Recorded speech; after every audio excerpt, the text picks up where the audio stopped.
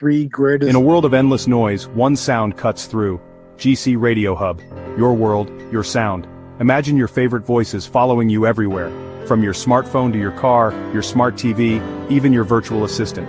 GC Radio Hub connects you to a universe of content. Check out our wonderful interviews on Apple Podcasts, Spotify, and iHeartRadio live music shows and podcasts. All at your fingertips. Android TV, Apple TV, Roku, Fire Stick TV. We're there wherever you are, because the only way to stay connected is to get connected. Download the GC Radio Hub app today and let your world come alive.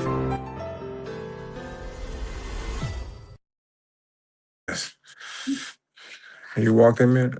Not yet.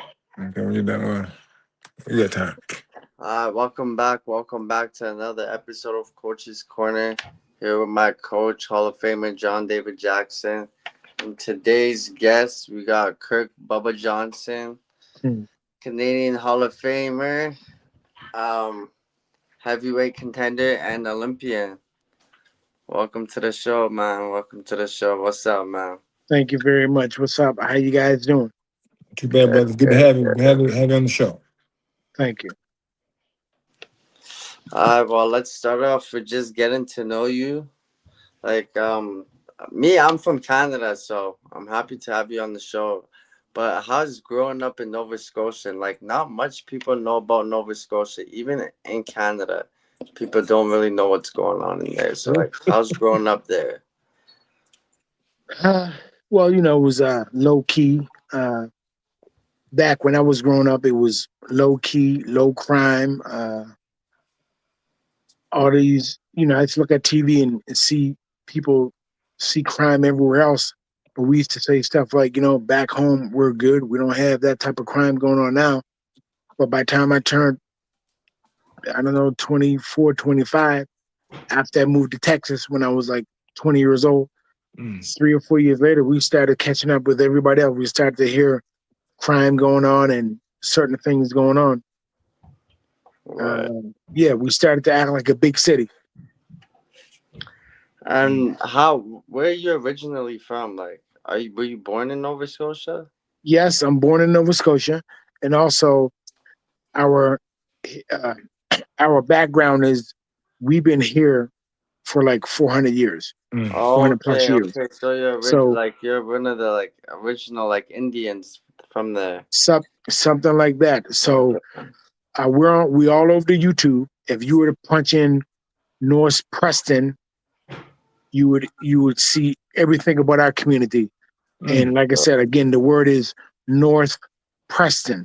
And if you punch that in, you will see my grandmothers, my father, my mother, everybody singing the hymns at church. You will see us doing parades and everything. You will find out a lot about us up here. Deep-rooted culture up there. Very deep. Okay, nice. Matter of fact, I had a person from Dallas come up here, and he knows one of my cousins, and he was just totally impressed on how close we are, how close knitted we are, and how we all just no matter how far the family is and how many people it is, we all just know each other or know somebody in our families or what have you, and we're just closely knitted to each other. Nice. Okay. So how did you get into the boxing gym then? Well, because I'm sure Nova Scotia doesn't have a big community for boxing. It didn't have a big community for boxing, but we had a couple guys fight around here like Ricky Anderson, Cedric Parsons, Raymond Downey, and Wayne Gordon. We had a couple of people fight in the Olympics here and won bronze medal and stuff like that. So to us, it was big time. I mean, to have Olympic bronze medal here and to have silver medalists in a world championships, amateur world championships here.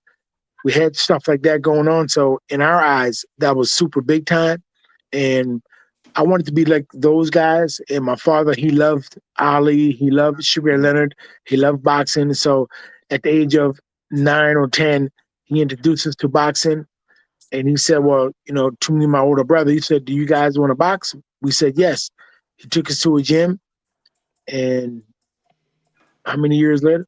40 years later. I mean, got to the gym, started fighting. As an amateur, I had. So wait, you said you and your brother both started. How old was your brother? He's 2 years older than me, so I was 9, going on 10. Well, I had my first fight when I was 10, and my brother, he was 12. Okay. Did your brother compete with you all the way through? He competed right up until the age of I was 15 and he was 17. He won. He was one of the guys at our boxing gym. He won one of the first Canadian titles. He was 14 years old. He knocked everybody out in the second round, and he won the Canadian title. So that was big. That was big for me. That was big for our gym, and that was mainly big for our black. We got the largest black community in Canada, called North Preston. If you look it up, you will see it. And that was totally big for our community called North Preston, for him to win that. And he didn't stick to it. I stuck to it, and I won like 5 or 6 Canadian titles in a row. I won a World Junior Championships. Also, How I old fought were in the you when you Olympics. went to the World Juniors? It was 1989, 1990 that I won the World Junior Heavyweight Championship of the world in San Juan, Puerto Rico. Nice. So growing up in the boxing gym, when you first, like, how was your gym style? What was your gym style like? Initially, I wanted to be like Marvin Hagler. I used to pound on my head like Marvin Hagler, and I wanted to do everything Marvin Hagler did because Marvin Hagler was my man. But I always loved Ray Leonard over everybody. But it just so happened I wanted to be like Marvin Hagler, and I fought this guy in the first Canadian Championships that I went to. I won a silver medal. I was 13, and the guy beat me.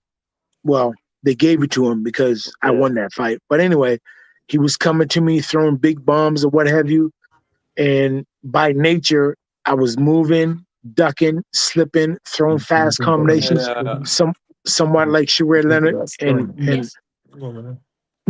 Ali. So they don't like that boxing stuff, man. They don't appreciate it. It's hot. I said they don't appreciate boxing. Yeah. So I was trying to be like Hagler because I pounded my head. But when that guy started coming at me throwing them bombs, I started moving around like Sugar Leonard and Muhammad Ali. So then right there, and then I said, you know what, Kirk? I love Hagler, but I need to change my style because I ain't tough like, I'm tough, but not tough like Hagler. Hagler had that iron chin, so I had to be more elusive like Ray Leonard and Ali. So that's the style that I end up fighting like. Nice. So going through the amateurs, you went to the Olympics, right? 92. Now you had to qualify for those? I qualified in where do we go? Dominican Republic. I had to fight 2 or 3 fights. I won them. I won them all.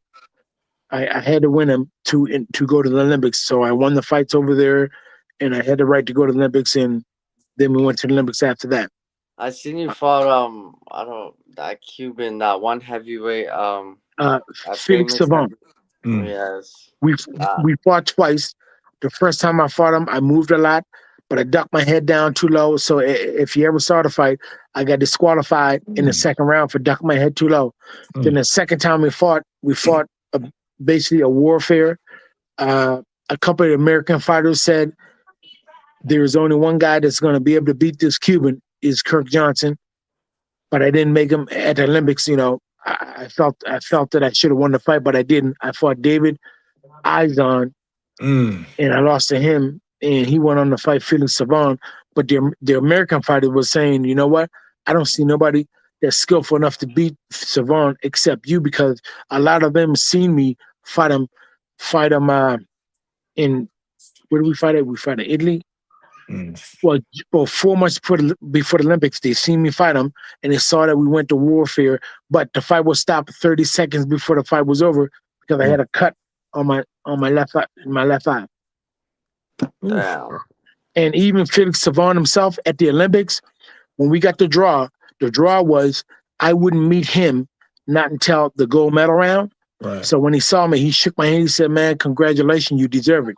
Because he was thinking that nobody was going to stop me from getting over to, getting to him, but it didn't go that way. So Okay. yo, you said your dad was the one that got you into boxing. Did he coach you? My father coached me.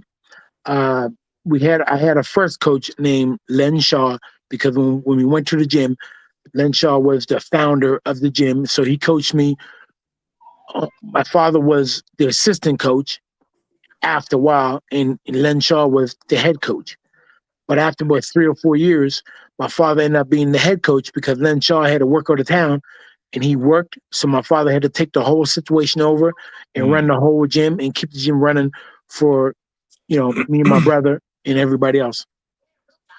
Nice. And did your dad box before this, or what? Never Or did he boxed just a love day in his boxing? life.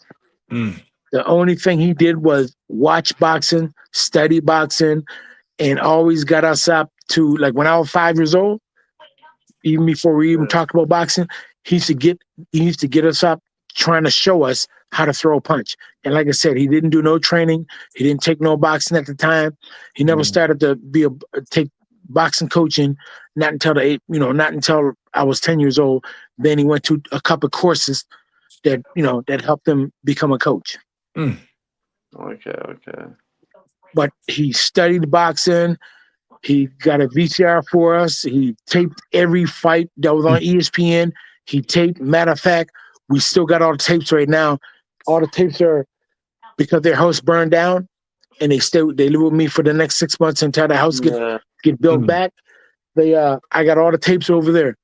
All the tapes, all the Right. VHS tapes that I got to transform over. Mm. Right. Okay. So yo, what styles in the amateurs gave you the most trouble?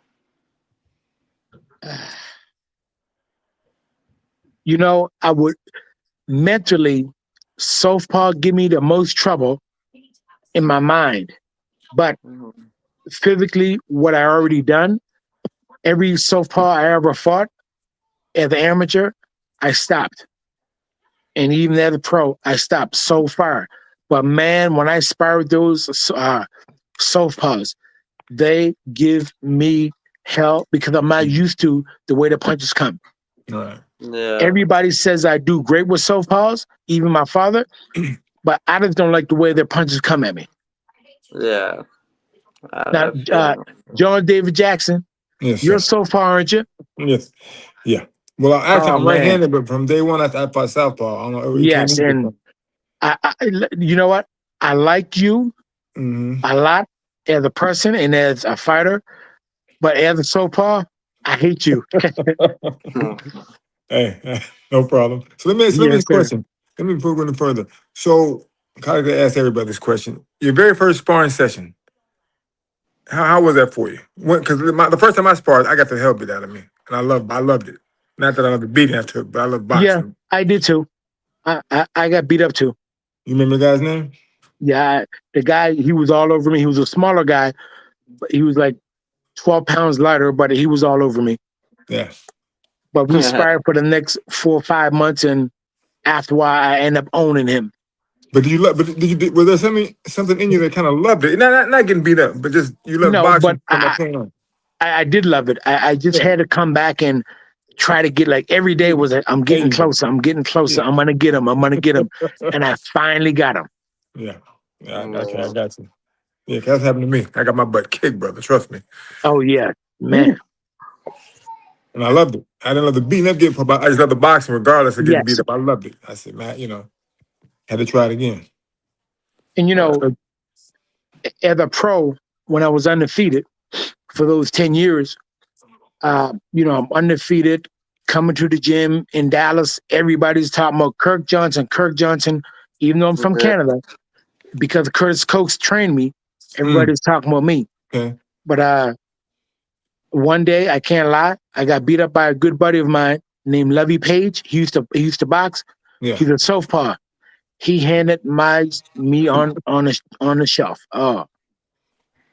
After that, we Yeah. sparred great, and after Yeah. that, I had Yeah. great days with him. Yeah. But after that day that he beat me up, it's like, you know what? I can't underestimate nobody because everybody's is somebody that could probably beat you. That's right. You're right about that. When did you turn pro? I turned pro in I think it was 93. 93. 93 April 24th was my first fight, Yeah. and I left Canada April 1st of 93, and the temperature was 72 degrees in Dallas when I got off the plane. Mm. Why did you choose Dallas? Donna Curry was at the 92 Olympics, Yeah. and he took my phone number down, and he said, you know, we need a heavyweight like you. We can make you world champ. And Donna Curry said, well, I look at that fight that you lost. I felt you won the fight, and I see the skills that you have, and you're still growing, and I can make you world champ. That's what Donna Curry told me. And we were at the Luduva training camp also beforehand. And bottom line, the Donna Curry offered more money. Yeah. So was Donald your first coach? He was As a pro? he was my first manager. Oh, okay, manager. But okay. my father wouldn't allow me to go with them guys just with Donna Curry. He said Donna Curry is too young of a person. Daddy said, if you guys got an older, experienced coach, we will think about it. So the very next day, Donna Curry called us and said, you know what? Don't leave Dallas yet. We'll put you on another flight. We want you to meet Curtis Cokes. Mr. Cokes, so we met Curtis Cokes that day, and that was it. Okay. Yeah. Good trainer. Good coach. Yeah, Curtis Cokes, yeah. Okay. Now, was it easy to adjust from amateurs to professional? It was, I would say for me, it was easy because I didn't have to fight as fast. As amateur, you got to go there and throw all your punches, you know, get right on it and throw your punches. Yeah. It's like a sprint. And, you know, when we sprint, we get tired fast and stay tired. But as a pro, I was able to slow down a little more and take my time and not get as tired. So I enjoyed pro because of that. Yeah. Well, I would think, man, just from being a pro myself, with your amateur background, by the time you turn pro, you know, you kind of feeling yourself. So a lot of them cats you weren't really worried about, you know. No, exactly. Like I said, by the time I won the world title as amateur and had over 80 fights and only lost 7 on record, but really only 3 in 3 that I believe I lost. Yeah. I was, like you said, I was basically comfortable in what I was doing. Yeah. So when did you experience your first tough fight as a pro, as a professional? Oh my goodness. As a pro, because you went like 30, Al Cole. 3. The first fight was Al Cole. I didn't realize a man can take that much punch inside the head and still stand up. What fight was that for you? That was, I can't remember. I think it was my 25th fight or 26th. Yeah, it's up there a little bit. Yeah. Did it go the distance? Yeah, it went the distance. We end up fighting to a draw because I got 3 points taken off me because of three low blows or so-called low blows, whatever. But yeah, I was hitting Al Cole with everything and stinging him, wobbling him, and the man still stayed up trying to come after me. Yeah. So was he a little bit taller than you back in that fight? Say it again. Go ahead, Paige. You said, was he a little taller than me? Yeah, was a little bit taller. Yes, he was. Yeah. Okay. Yeah. But that didn't bother me though. No. Yeah, I'm just curious. Yeah. Where was he from? Al Cole's from New York, ain't he? Yeah, up in that area. Yeah. Did you guys have a rematch? We had a rematch, and I beat him by unanimous decision. Nice. But Al Cole was the second fight? The second fight, I boxed more. I didn't really care about knocking him out because I said, you know what? More than likely, he's not going to get knocked out unless I catch him with a phantom shot. But yeah, after fighting him, it made me realize, you know what, Kirk, you got to stay more boxing because I'm not no Mike Tyson type of fighter. So let me go back for a little bit. So when you first turned pro, did you sign with anybody promotionally? I signed with Bob Arum. Okay, so top rank. Yeah, Bob Arum. Okay. So were they a part of the fight with Al Cole or no? But were they? Well, let's do it with Bob Arum then. You ain't lost. You know. I was undefeated. Yeah. So yeah. But when we but they're funny. Yeah, I'm sorry. They're funny. Because one thing about top rank, they want certain fighters. So a lot of kids, they do. You know, even if you're good, they're real funny about that. You know, Yes, I yes, mean, that's why I never signed with them. You know, because I knew, you know, I was more of a stylist. I wasn't trying to knock you out. I had power. yes. Oh yeah, you're a pretty fighter. Yeah, so yeah, I'll take that. So you know, they want you to, you know, blood and guts. That's all they wanted. Yeah, yeah. Yeah. So I figured, you know, you were good at what you did. So I figured they kind of salty towards you. So in the end, you had to leave them because they weren't really backing you the way they should. Now I may be wrong, but Uh, well, they kind of wanted us, but Cedric Kushner ended up paying us more of there a you go. signing Okay. bonus, so Yeah. we went Cool. with that. Yeah. Okay. Okay. Yeah. So on your second fight with Al, who promoted that? Because I was in Tacoma, Washington. Who promoted Yes, that? it was. You know, I'm still not sure whether Bob Aaron or Cedric Kushner. Because you guys came right back after the first. Yeah. Okay. Yeah, I'm not 100% sure who promoted that fight. I can't Okay. lie. Yeah. But all I know it was another hard fight. That's all I can tell you. You got a page? So you went undefeated for like 33 fights, right? Yes. Which one of those fights you felt like elevated you the most when you were undefeated? Like which fight? You said which fight? What? Which fight do you feel like elevated you the most? Like made you like a better fighter? I Do would say that the Al first. Cole first fight. You know, that fights to Al Cole, because the fights weren't easy, because I had to work and fight hard in the fights. I would say those two fights elevated me the most. Now, did you feel pressure protecting the O, like being undefeated, like at like 33? You know, did you feel pressure going into every fight or what? Uh, I won't say I feel pressured, but I had so much pride. It was like, man, I love the fact that everybody says, "Oh, he's undefeated. He's undefeated." So it's like, you know what? The days I didn't want to train as hard, I would train harder just to say, you know what? Everybody's looking for my O, and I got to keep that O by, Yeah. make sure I train hard and fight hard. Now, when the competition started stepping up, like what adjustments did you make? Uh, One of the adjustments that Teddy, okay, because the second Al Cole fight, I had a Yeah. new trainer. It wasn't Curtis Coates, it was Teddy Atlas. And Teddy, for the second fight, he said, I'm not going to train as hard, because I told him the type of training I did the first time. Mm. And Teddy said, you're not going to run those many miles, and you're not going to spar those many rounds. Sure enough, we didn't. And he let me realize that overtraining is a bad thing also. And the more experience you get, the more you got to realize that the more you train is not always better. You got to train. You got to use your experience in training, such as you got to train the right way instead of harder. Harder is not always better. Harder, not So, harder. so let me ask you this question. Me and Teddy are good friends, but see, Teddy's style was no different because he was from the custom model school. Yes. Did he allow you to do really much do the style that you wanted, that you perfected for yourself, or did he try to change you in the beginning, but didn't see it didn't work out? Uh, Because they had that, most of him and Kevin Rooney did that Pinkaboo thing with that custom model type thing and with Mike, but right. it didn't work for everybody. So did they No, ever try to use that with you? No, Or he did you do your own didn't try to thing? use the peekaboo style with me. Okay, cool. He wanted me to box and stay on my game. Yeah. And certain things he tried to correct. Like, I won't lie, I had a habit of putting my left hand down. You know what I'm saying? Okay. And don't get me wrong. When I train, if you ever saw me train, you Mhm. would say, "Man, you don't drop your hands," which I Yeah. don't when I'm in training. Right. But when I get to a fight, all of a sudden, the left hand drops.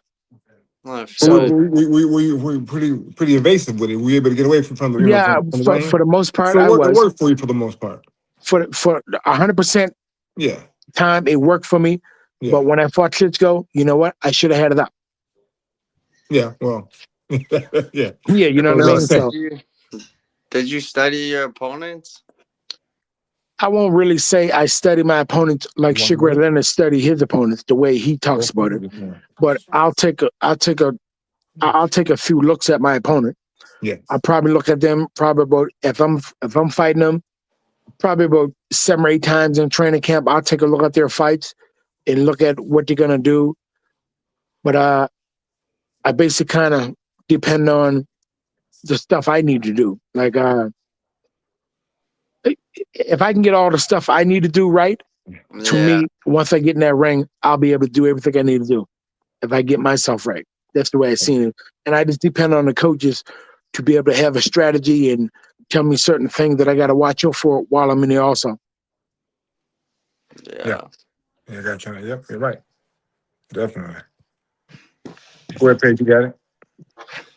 Okay, so yo, tell us about your first shot at the title. it was a wonderful moment.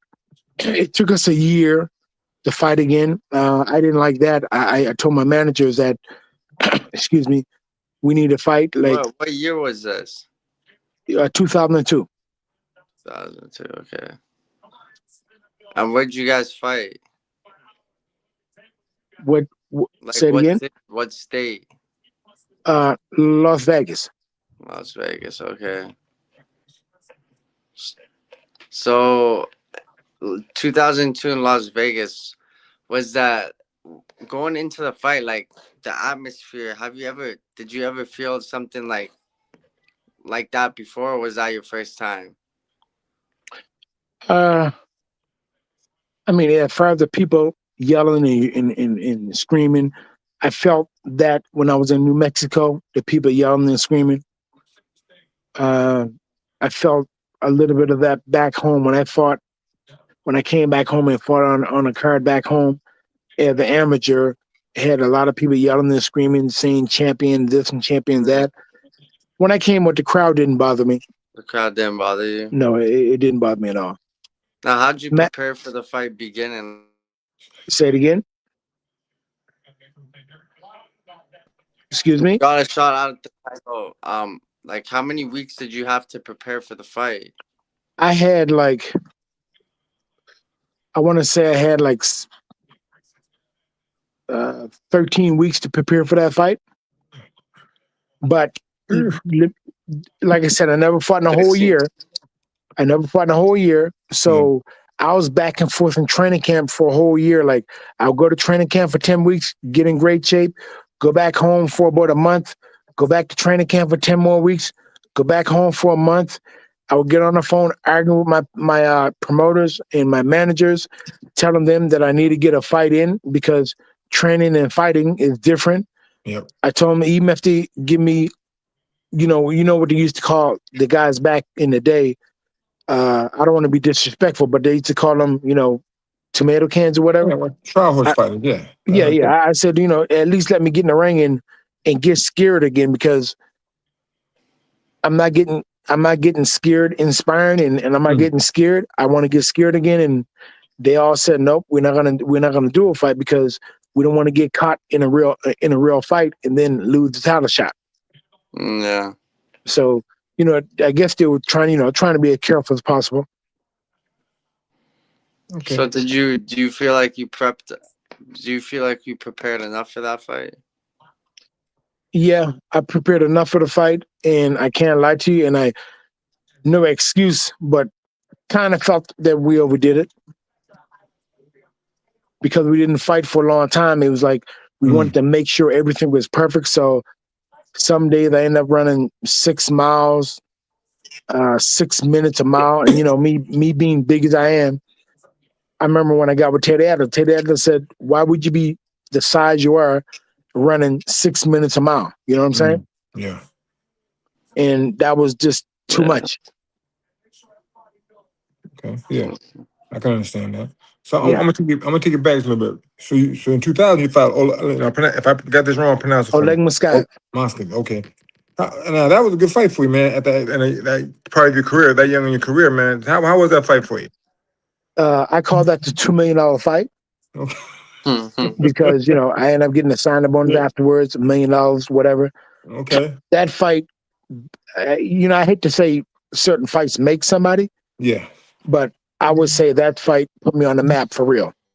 Did he hit you anytime in the face? He was any shots to me? So okay. Yeah, I the got game on right that. member in the first round, like I knocked him out the ring in the fourth Yeah. round, but in the first round, he almost knocked me out the ring with the right hand. Mm. He caught me with the right hand. I shook. I grabbed him right away, and then the bell rung. So what'd you say to yourself? I got. I said I better keep my head out the way.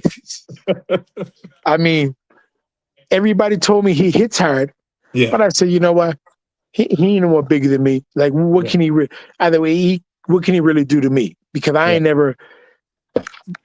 I don't want to say I never been hit that hard because I've been wobbled a couple times, but But he was one there of those. was He was one shots of the that I hard. didn't see. Yeah, But sure. when he hit me, I felt it for real. And when he hit me on the shoulders, it was like, Yeah. my goodness, he better not hit me. He better not hit me with a headshot.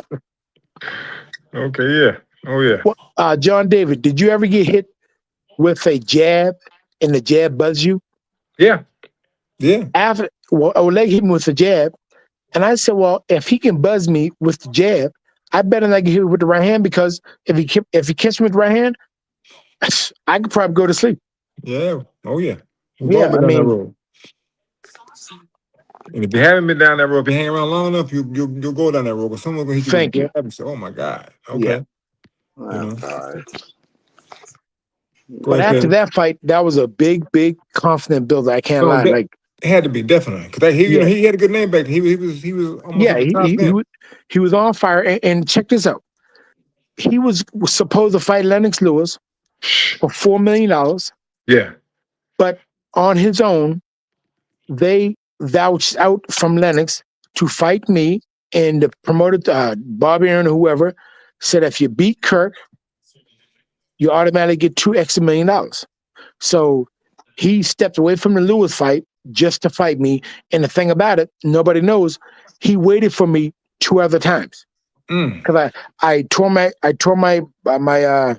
calf the first time. Then the second time they wanted me to fight him, I said I'm not ready because I just started back training. And then the third time we finally fought, but Oleg literally waited for me. He was that confident that they were going to beat me that he waited to fight me. Okay, well, you showed him. That was good. Okay. Yeah. Because I knew that had to be a tough fight for him. Now, you know, I see you won, and it was a good thing, but I knew he had to give you, you know, had to give you, at least hit you, or, you know, make you realize, hey, you're in a tough fight tonight. Oh, it was, well, I tell you what, even at the weigh-in, I knew it was going to be a tough fight because I tell everybody his jawbones made it look like if I touch him, I'll never be able to hurt him. And when I knocked him out, I surprised myself. There you go. Good. Okay, go ahead, Paige. You got it. Right. Well, so did you ever train at the? Actually, well, you were signed to Top Rank. How was training like at the Top Rank gym? I only trained there once in my life. Oh, really? Yeah, for 3 days. Oh, damn. So all my training was done in Dallas. All your training camps were done in Dallas? All my training was done in Dallas with the exception of 9 months in Collinsville, Virginia, when I was with George Benton. And you're my trainer then. Okay. Yeah, like George? I was with George Benton for almost 3 years. Okay. Me and Curtis split it, I think, 1990, late 95 for about 2.5, 3 years. Okay. How'd you like George? How'd you guys get along? Oh, man. George, good dude, man. Listen, every coach that because I had 3 coaches. Don't forget now, I had Teddy Atlas for the Al Cole second fight. Right. So I had 3 coaches, Teddy Atlas, George Benton, and Curtis Coates. I had Curtis Coates twice. I would, if anybody would say, well, Kirk, who is the best coach? I might tip my hat on George Benton way a little bit more. Yeah. But at the same time, man, the knowledge that Teddy Atlas had. No, Teddy teaches you more. Teddy, George shows you things. Yeah. But Teddy's more verbal with what he does. Yes. So there you go. Okay, thank you. You put it the way that I couldn't put it, but you're right, 100%. Yeah. And Curtis is a mixture of kind of like of both. Yeah. But the second time around, when I got with Curtis, Yeah. I was more mature, Right. and I understood Curtis much better the second time around. Because not because of him, it's because I got older and more mature. Right. And you learn the game more as you went along. Yeah, So by the yeah, time you got yeah. back with him, you Yes. understood what you were doing. And I could understand him a lot more when I got back with him. Yeah. And I'm just sorry that we didn't get anything going on while he was alive and capture anything while he was alive. I got Yeah. you. Well, Now, things yeah, you were working with Teddy Atlas. Were you working with him when he was like more established, or when he was just coming out? He was more established. He was established, yeah. He was basically established at that time. Yeah. Yeah. Oh yeah. And how was it switching from coach to like different coaches? Like, how is that transition like? Well, because I know boxing and I boxed all my life, Yeah. it wasn't a real problem switching the coaches because I know how to jab, I know how to move, I know how to throw a right hand, I know how to keep my hands up. Each one of them showed me similar. It was similar things that all of them showed me. And one thing I will tell you, all of them knew that I kept my left hand too low. Mm. You know what I'm saying? Yeah. And all of them knew that I like to move backwards. Yeah. And Like they all Teddy- knew that I should come forward a little bit more. This certain stuff that all of them knew what I needed to do, right? So Yeah. I would say all of them were a good pick at the time I picked them. Or So at the time me and my regardless, father and my managers picked them. so regardless of what any of the three showed you, your right hand dropping was just something that you just done.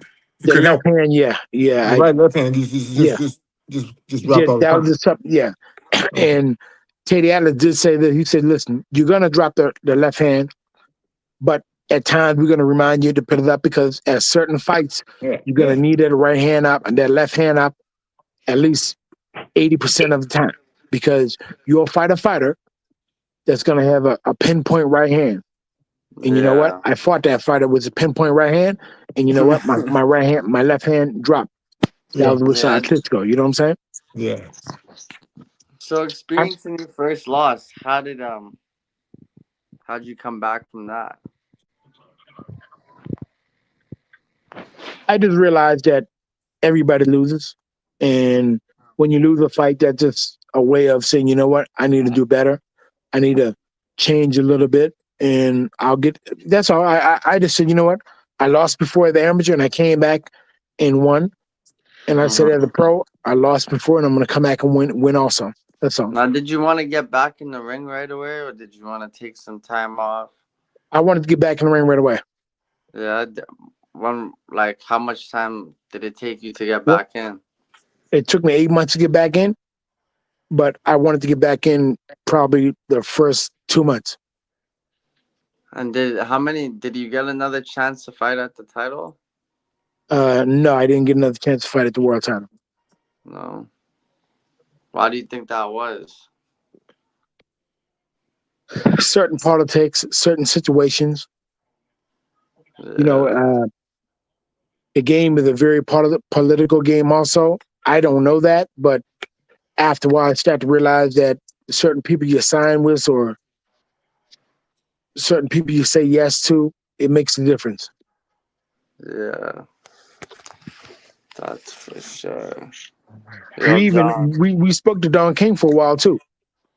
Oh yeah? How was that? we were I were down in Don King, 2 mansions that's right beside each other. We were talking about signing with him, but we ended up signing with Dino Duva. Okay. Don King ended up offering us $200,000, and Dino Duva offered us 1.1. So we the room to do this. Yeah. Mathematics worked out. 1.1 beats 200,000. Yeah, I mean, 1.1 for how many fights? the 1.1 was a signing bonus.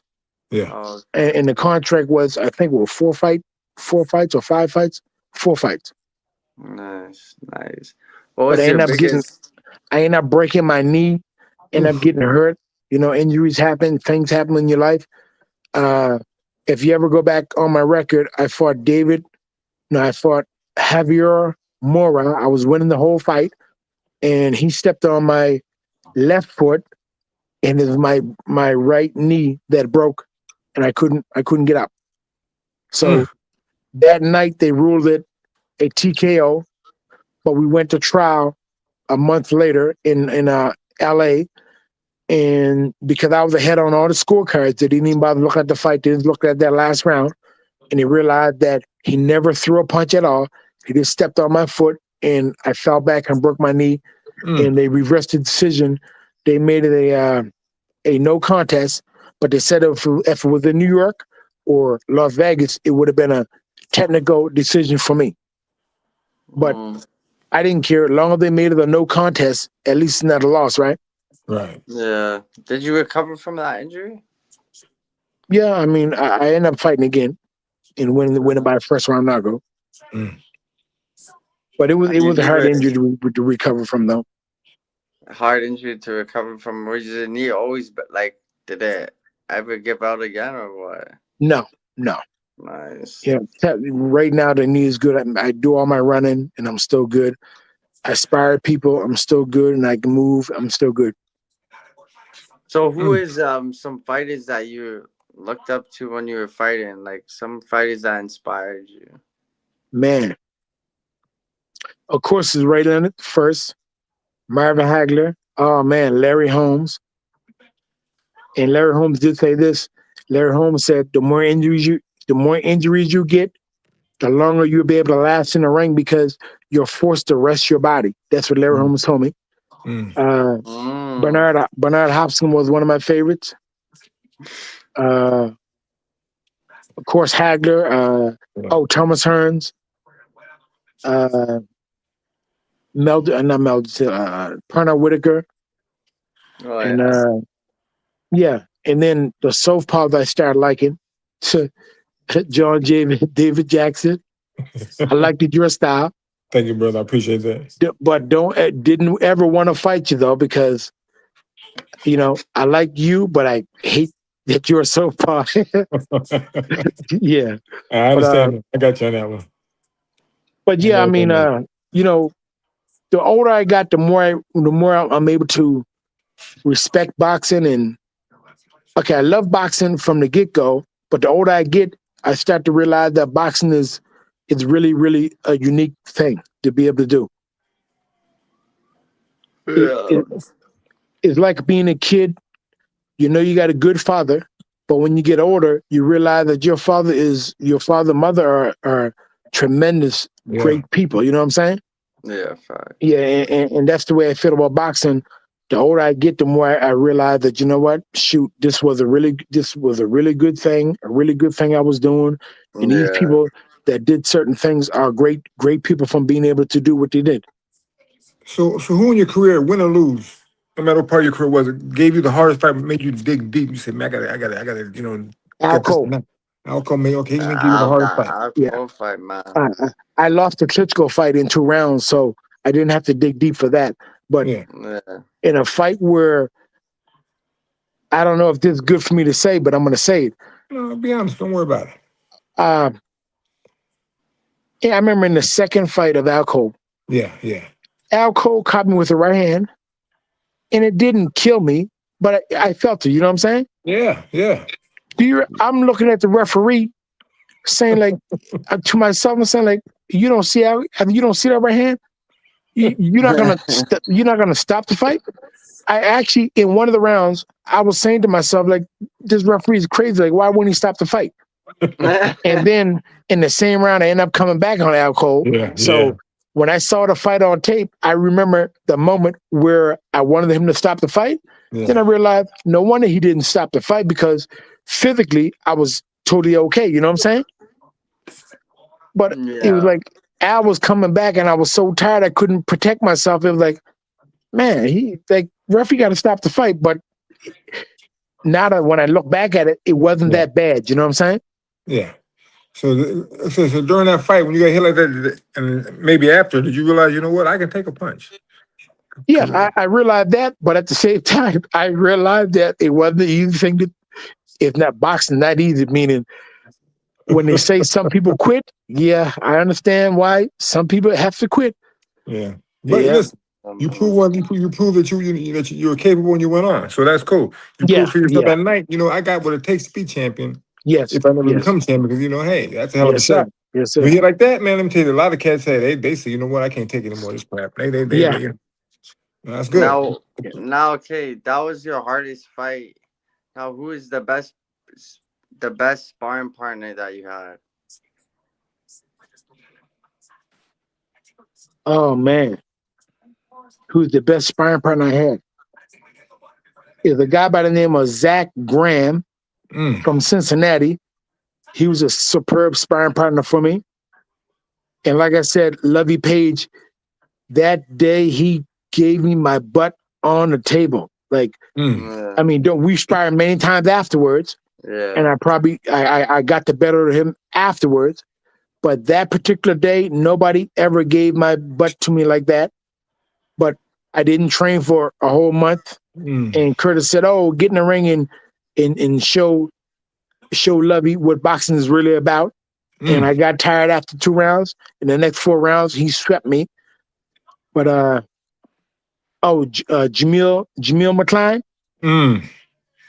we had some wars in there. I'm telling you, like in the ring, maybe he didn't fight the best that he could fight, but man, in that gym, some days in that gym, he was like, he felt like a world champion. Well, let me tell you a story real quick here. Go ahead. I trained Jamil for one fight. Thank you. And so this particular day, I said, man, I'm trying to show him a move. Right. And I said, man, just try it. So here's what he said to me. He said, man, if we spar, I beat the hell out of you. I said, glove him. I said, give me some gloves.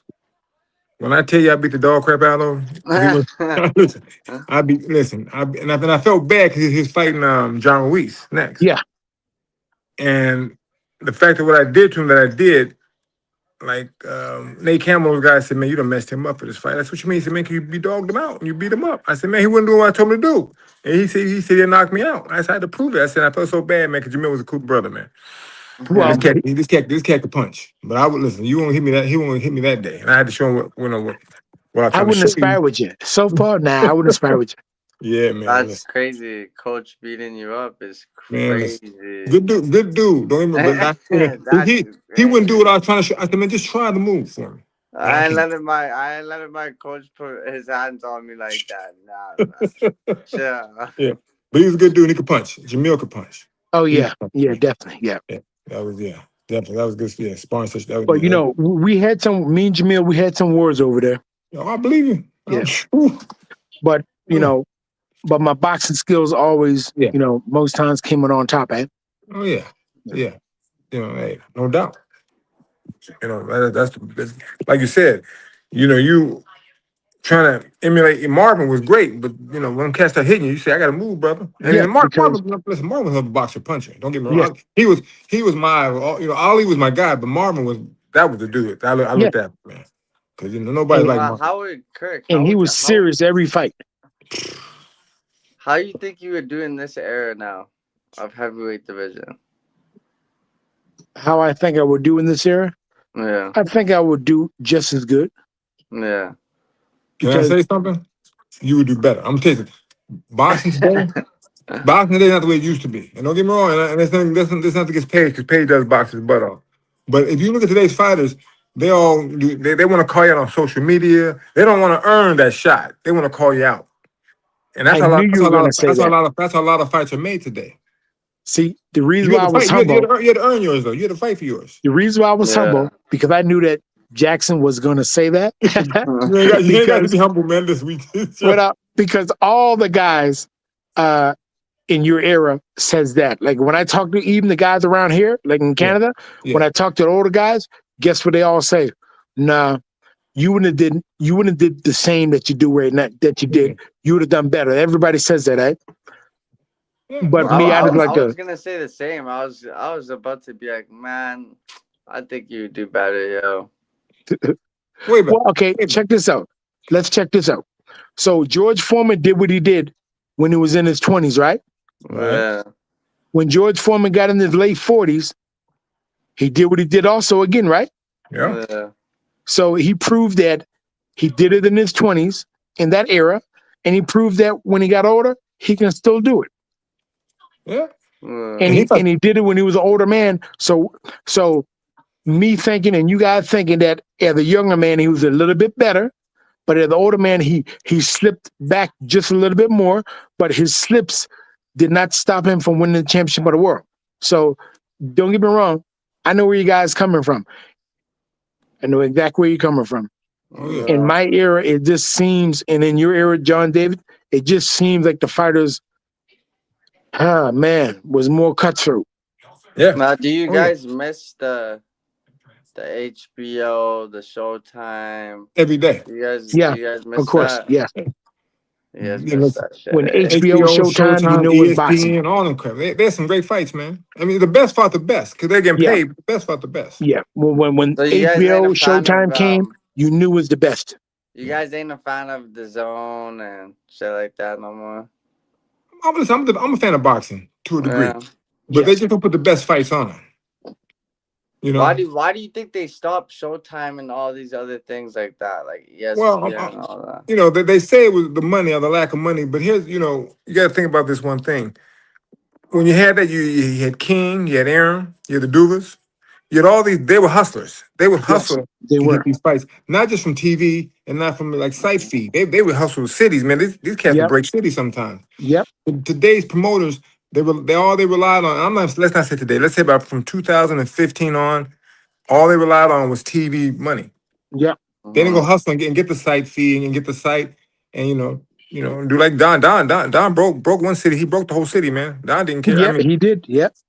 Don was smart, but today's promoters don't do that. They rely on TV and they don't they don't go get the site venues like these casinos used to have a bunch of fights at different casinos. Yep. They don't even do that anymore.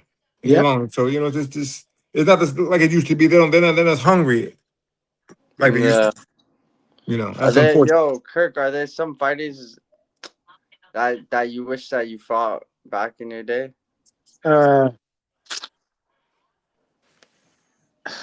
My idol, I wanted to fight, Evander Holyfield, but I didn't want to fight him when he was brand new. I wanted to fight him when he was old. You know what I'm saying? And of course, I was scheduled to fight Lennox Lewis, but I ended up tearing my pec, and doctor took me over to that fight. And I wish that fight would have went on. And I wanted to, fight Rockman. We've got some heavyweights that we will feature. The young and I didn't want to fight David Tua though. David Tua, yeah. Yeah. Don't get me wrong. When they talk about us fighting, Lou Duva said we don't want to fight you because of my style. Yeah. But I was happy Lou Duva said that. I didn't want to fight David Tua because for 12 rounds, you have to look after your chin. You know what I'm saying? And it takes 1 second to get hit with a shot. You can be winning the whole fight with David Tua. Takes 1 second, right? So it's like, nah, I don't need to fight David Tua. See, I like what you're saying. I'm gonna tell you one thing. See, one thing you just said right there tells me that what you had here. You would fight anybody that they put in front of you. You wouldn't have said no. But since they didn't ask you, you have to worry about that. But see, that's how it was. When I was fighting, I didn't ask who. I asked how much and when. Yes. That's all I asked you. When, how much, and then when so I can get ready. I didn't ask who. See, and that's what I like to see. Right then, you said if they asked you, you would have. But they didn't offer you to fight. They didn't offer you to fight. Yes. I'd have prepared and went in there very confident. Yeah. Okay. That's all you ever here, took brother. a fight on short notice? 3 or 4 times. You win them? Yes, it did. Yeah, he had the advantage, bro. So he had the advantage on that one. Yeah. Yeah. So towards the end of your career, maybe even after you retired, did anybody ever try to make, offer you somebody like a comeback fight to fight somebody, like on short notice? Of course, I always wanted to make a comeback, but every time I was in training, everybody would give me 2 to 3 weeks, but nobody would ever give me the required 6 weeks. Yeah. And when I say 6 weeks, I'm always training, meaning 6 weeks would have been just right enough because I was always training. But everybody would try to give me stuff like, oh, you fight him in 10 days or fight him in 2 weeks. And I wasn't going to do that. So I respect that, and I'll tell you why I love that. Because see, when I was at the end of my career, I would get calls for fights in my 10,000, 20,000, even 40,000 on 2 Yep. weeks' notice. And I tell my wife, no, I'm not gonna do that. She said, baby, we need the money. I said, I don't care what we need. I'm not gonna take my career that I have and then darken it by by losing some fights that I probably won. Even if I won, I was gonna lose the fights. I told her, I said, it don't matter. Because they're all overseas mainly. Right. So I don't want to have a record of 36 and 36 when I retire. Because they say, you're a bum, man. We ain't give I didn't Yeah. I lost all credibility. So I love what you said, man. I love that, but because a lot of people don't understand that. A lot of fighters, because they need the money so bad, they should come to that offer. So You when know? did you know? When did you know it was the time to walk away from boxing? When you're like, okay, yo, I'm gonna call it quit. You know what? I didn't know when it was the time to walk away, but the situation took me away. Yeah. I've been trying to get a fight for 10 straight years and always training, using the money I made for training camps and bringing in sparring partners and stuff like that. But when you go to camp for a good 7 to 8 years and nothing ever happens, then you got to realize that, you know what, something just ain't just going to happen. Yeah. And every time somebody said, yes, we'll fight you, it's always a 2-week notice. So check this out. So I was supposed to fight in my hometown, the first time ever as a professional. Yeah. So, you know, your license is your medical, you know what I'm saying? So I went to Dallas and the promoter told me to have my license in his hand by Wednesday because we were fighting on a Saturday. Well, my license was done Monday evening. So Tuesday, I was going to give him the license. But the commissioner back here in my hometown, Yeah. Monday morning, it came with a newspaper. He said, I kicked Kirk Johnson off the card. No. Monday morning. So if he kicked me off Monday morning, that means he did the article Sunday. So, but yet I was supposed to be fighting that Saturday coming. So basically a week beforehand, he kicked me off the card. But all in all, what me and my people did, we still brought up our license because the Texas commissioner gave them to us, and I put it on Facebook to let everybody know that my license were 100% completed that Tuesday morning. You know, just to show that he was wrong, but he kicked me off the card. And I showed when I fought for the championship of the world, I showed my license 4 days before the fight, and they accepted it. But back here in my hometown, Halifax, Canada, they kicked me off the card a week before the show because my license, I was going to show the guy my license the very next day, but not So Go ahead. that was it for you right there. Terrible. My own hometown. Now, why do you think you weren't getting fights? You said, why did I think I wasn't getting fights? Yeah, what was the reason you weren't getting fights? Well, every time we vouch for a fight, wouldn't nobody ever give us a fight, give us no time for a fight? They'll always call us and say, you know, you can fight this guy in 10 days. You can fight this guy in 2 weeks. I wasn't going to do that. You know why they did that to you? And you're going to agree with me. Because you were too dangerous. Okay, there you go then. You're too dangerous. So they want to get you on short notice, hope they get you, and for short money, because if you were too dangerous to fight somebody with a full 6 or 8 week camp. Right. So, John Davis, how long did you train for fights? For a 10-round fight? The minimum was 6 weeks. Okay. Cool. And then title fight anywhere from like 8 to 10, depending on who it was. Right. Yeah. 6 to 8. How many miles did you run for a fight? The most I ran was 5 miles. I ran before that, but Georgie said, man, why you gonna burn your legs out? Exactly. He said that to me too. He said, so 5 was the most I would run. Right. And when he would do, he said run one Monday, Tuesday, Wednesday, take Thursday off, run Friday, Saturday, and take Sunday off. So we got 5 days. Same thing. Same thing. Yeah. That worked for me. I just sleep 2 days in between. I was happy. So yeah. That worked for me. Yeah. All right. Well, last question, because we gotta wrap it up though. What's the biggest lesson boxing has taught you? To duck. A good Go one. ahead, man. But That's before what we it is. get to that, It taught me to duck, but also, man, you know, I used to have a best friend, but I have to get $1 million signing bonus. And then after I fought for the world title for $1 million, that best friend wasn't my best friend no more. Mm.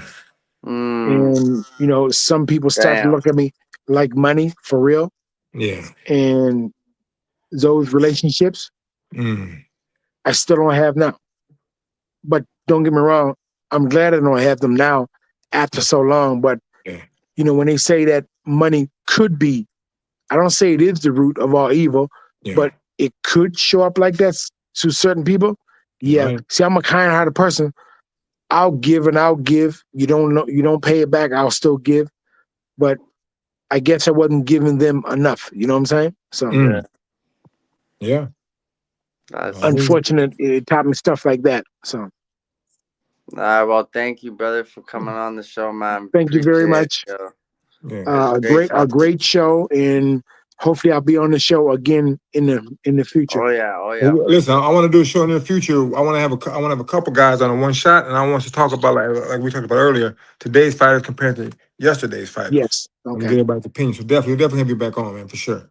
Okay. Thank you. It's a pleasure, man. It's a pleasure meeting So you. you Like guys, that, man. you guys take care. And Definitely. John David, with no hair, you look good. But check it out. I miss you with the hair. Dude, I'm my man. I appreciate that. Thank you. Yes, sir. Yes, sir. Thank you, And brother. all you other guys, because I can't see the name because the name is too small on my phone. But all Yeah. you other guys, take care of yourself. And it was a pleasure. And thank you very much for having me on the show. It was our Yeah, pleasure, man, much to have you on our show. appreciated. Thank you Yes, very sir. much. Thank you. Can I see this show anywhere? Yeah, we'll give you the link and all that. Yeah. Okay. Thank you. Thank you very much. All right. All right, And you man. guys, and belated Merry Christmas. And you guys have a very happy New Year's. Yeah, So happy did you holidays, talk to brother. Robert earlier? Did you talk to Robert to get you on this show? We text each other. So that's gonna be the person you want to talk to about. Yeah, I'll about the text show him so you and can get it. yes. Okay. Thank you All very right, much. sounds- Yes, all right, sir. man. Have a All good right, one, y'all brother. take Okay. Take care, y'all. In a world of endless noise, one sound cuts through. GC Radio Hub. Your world, your sound. Imagine your favorite voices following you everywhere. From your smartphone to your car, your smart TV, even your virtual assistant. GC Radio Hub connects you to a universe of content. Check out our wonderful interviews on Apple Podcasts, Spotify, and iHeartRadio, live music shows and podcasts. All at your fingertips. Android TV, Apple TV, Roku, Fire Stick TV. We're there wherever you are, because the only way to stay connected is to get connected. Download the GC Radio Hub app today and let your world come alive.